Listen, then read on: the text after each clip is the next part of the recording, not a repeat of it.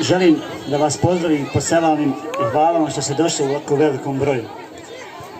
Nadamo se da ste zadovoljni, da ćemo se družiti i želim da ovaj turnir proglasim otvorenim. I molim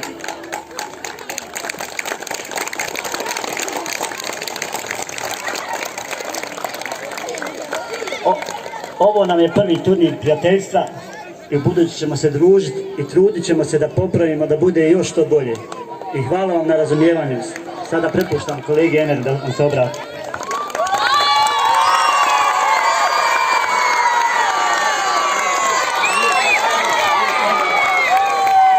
Prije svega želim da se zahvalim vama na tako velikom aplauzu jer znam da ga zaslužujem. Sa ponosom mogu reći. Ovaj turnir smo napravili isključivo radi vas, da se zabavljate, da se družite, da upoznate prijatelje. Drago mi je što sam ja organizator ovog turnira i trudit ću se svake godine ovako da napravimo turnir, naravno sljedeće godine veći turnir ako Bog da to prijeđe u tradiciju na stadionu Crni Vukovar. Uglavnom želim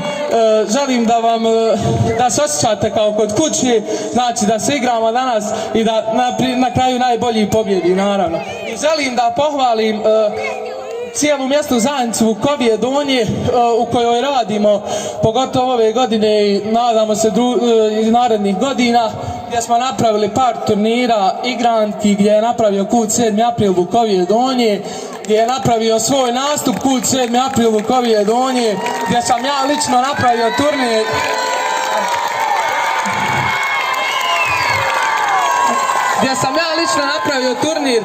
U21 gdje je bilo preko 20 ekipa iz TK i šire, gdje je naš klub napravio prošle nedelje turnir, memorijalni 8. po redu turnir Izet Poljaković, i da pohvalim i ovaj turnir mene i Edisa Mujkanovića i naravno momke koji su sinoć bili s nama.